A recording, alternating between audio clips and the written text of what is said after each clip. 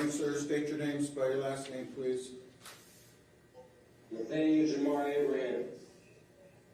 Could you spell your last name, please? Abraham. Okay, Mr. Abraham, you have two charges here. I should say two separate incidents. I'm going to go with the latest one. This is State Law 73420, People of the State of Michigan versus Nathaniel Abraham. This is a charge of assaulting and resisting a police officer causing injury, and 2 counts of just assaulting and resisting a police officer. All these charges are felonies. The first count is a felony punishable by up to 4 years in prison.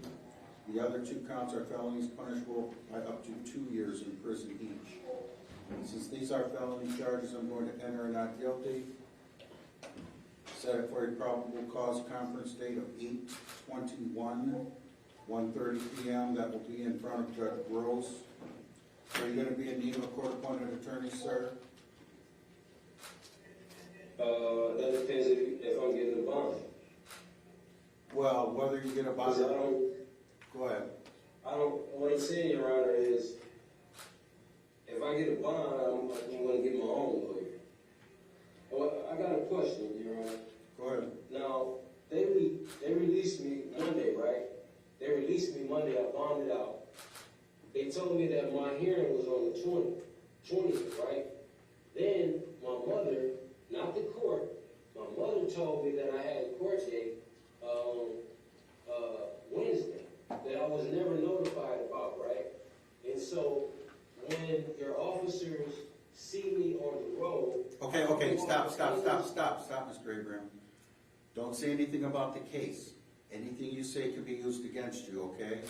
Don't say anything about what happened, in other words. This is being recorded, so it can be used against you, so don't say anything about that part. Okay, now, let's just stick with the felony for a minute. Why don't you fill out the petition? That way, if you do hire your own attorney, we can always send the court-appointed home. But if you don't hire an attorney, at least you have someone that can appear for you on your behalf. You see what I'm getting at? I don't even understand why I have these charges, man. I was tased. Remember If you understand it was on the news. Hold on. Remember what I said. Don't say anything about the case. It's not going to help your situation at this point. It can only hurt you. So Not really, because I was told that I was under arrest. Now you got me here saying that I'm under arrest for assault and battery when I was told I was arrested for indecent exposure and that's a different case. I haven't gotten to that one yet. We're just sticking with the felony for now. I'm going to get to the next case in a second, but we got to finish this one. Okay? Fill out the petition. Now, all right. Now, we have this other case, the indecent exposure case. Can you please go back and remind me what I was discharged with? Okay. My first charge. You've got 3 counts. Resisting a police officer causing injury, that's a 4-year felony. Count 2 is just resisting and obstructing a police officer. Count 3 is just resisting and obstructing a police officer.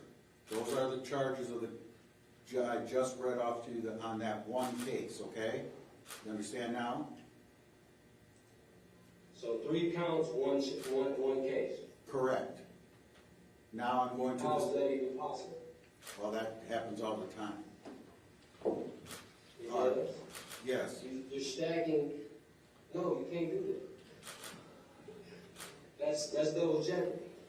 Already. You can't do that. So, all right, go ahead. All right. So the next case is the indecent exposure case. That's 73402. That one says on or about August 6, 2018, that you knowingly made an open or indecent exposure of your person. This is a misdemeanor. According to who? According to the complainant, the person who said that you did. Who? All right. The officer or? No, civilian witness. That could be him. That could be anybody. Well, That could be you. That's why you go to court, to see who it is. So, on that one, is a 1-year misdemeanor, I'm gonna enter a not guilty. Set that one for a pretrial. You're gonna need a court appointed on that one, so fill out the petition. Now, I already have a lawyer. who's your lawyer? Who? They can hurt me, so I don't even want to speak. All right, give me a date for Judge Thomas on that. August 28th. You wanna just use the same day? You can do the morning? He's not here on the 21st. Oh, all right. All right, pretrial information on him. Yes, Your Honor. The defendant was interviewed and his information was partially obtained by speaking with his mother, Miss Gloria Abraham Edwards. He reported being 32 years old, married but separated with 2 minor children. However, his mother states that he is legally single with no children, but is expecting his first child with his girlfriend, who is reportedly 7 months pregnant. The defendant has been residing with his mother, stepfather, and grandfather. He did report being unemployed for 4 months, doing odd jobs such as cutting grass for financial support and receiving support from his mother. He did report the current use of alcohol and marijuana and further identified the need for substance abuse treatment. He listed no mental health concerns, however, his mother does believe he has undiagnosed mental health concerns at this time. The defendant is not on probation or parole. Otis records do indicate he was discharged from parole on June 28th of this year. He has no other holds other than the warrant in this court for indecent exposure. The defendant has previously been convicted of 2 or more violent offenses. Further, all 3 plead within felony charges or violent felonies, so at this time there is concern for public safety. Therefore, release on recognizance is not recommended, and we're suggesting supervision of pretrial services that he not possess any firearms or dangerous weapons. All right, Mr. Abraham, is there anything you'd like to say before I step on? Am I being sentenced or what? Because I'm trying to figure out how your officers came to my mother's house, right? Okay, stop. They're not my officers. They're the police department. They're all the They same. don't- They're all the same, man. All right. All right, What I'm saying, Your Honor, is I posted bail, right? I posted bail. There was no notice at all before I signed out. I just didn't walk out of the Oakland County Jail, Your Honor. They let me out. They sent the officer to my... that might very well be. That's something you have to bring up with your lawyer when you talk to him.